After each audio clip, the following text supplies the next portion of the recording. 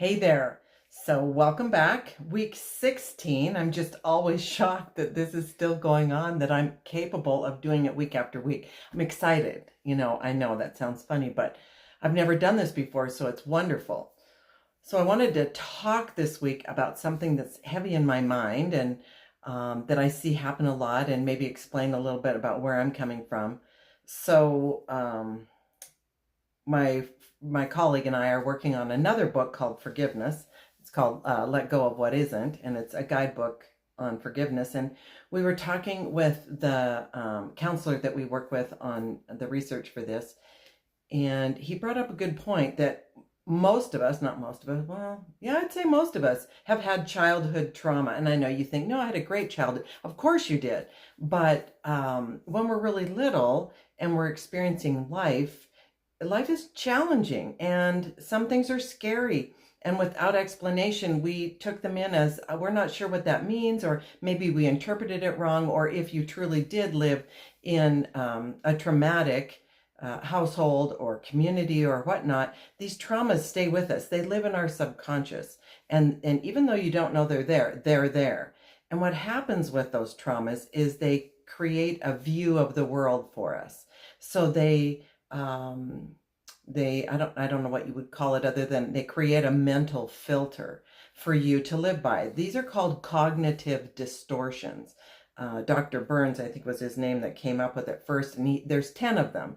And I won't quote all of them because I can't even remember all of them, but one of my favorites is all or nothing thinking. And I have that a lot. It's, everything is black or white. There's no gray.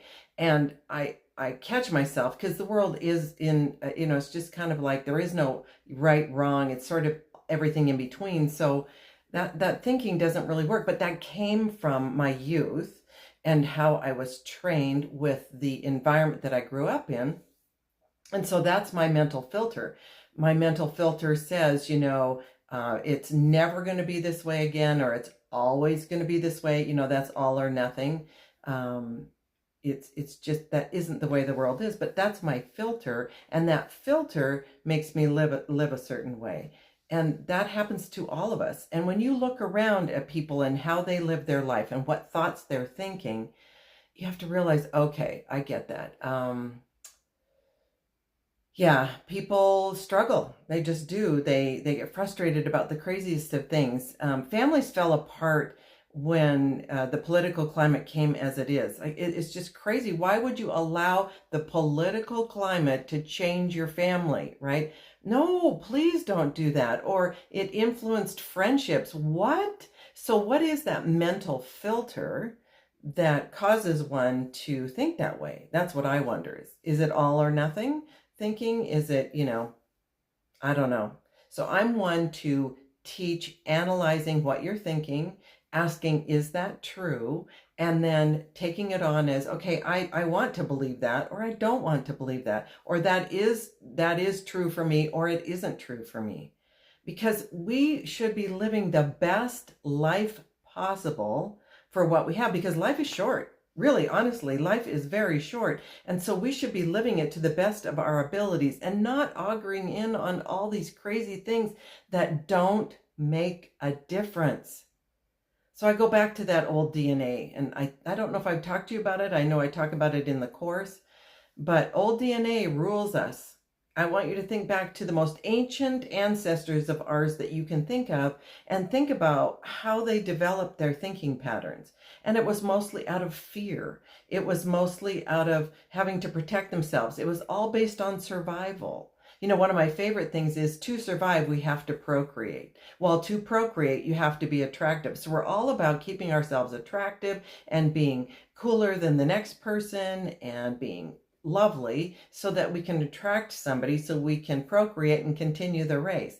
And that that's not what you're thinking all the time, but that is what's happening. And so once we realize that this survival mechanism is at play in our mind, it makes more sense. Right? It makes more sense why we have mental filters like we do, why we view the world as we do.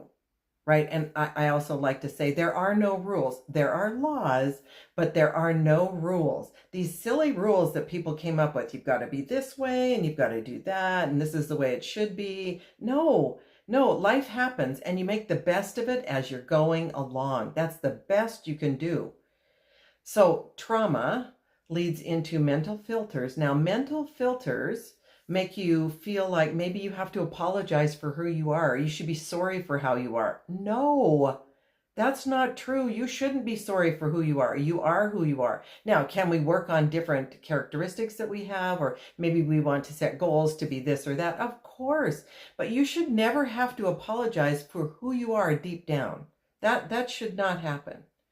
But it does because our communities, our culture, the people we were raised with or influenced by maybe taught us that. And so that mental filter lives on in us and we feel like we're not quite right. Boy, is that ever false.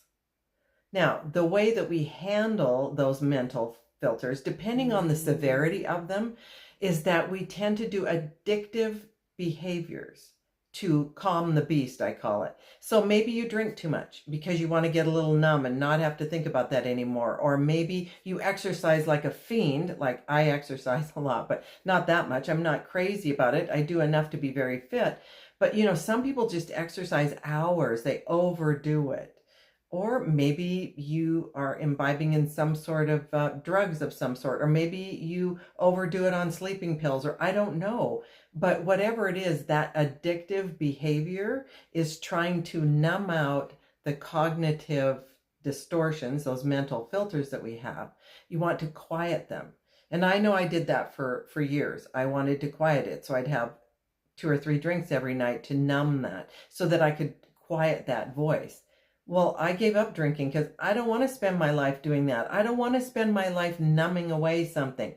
I needed to deal with the mental filters so that I could think better, so I could feel better, so I could be better. And that's what this is all about, is just coming up with a little bit of a opening in the door, the crack in the door to shine a little bit of light on how you think and maybe change some of that so that you feel better, so that you can be better. But first you have to think better. That's the trick. So anyway, that's what we're doing. A little food for thought this week. I hope you're doing well.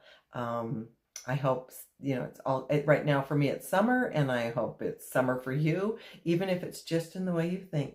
All right. Talk to you later. Bye.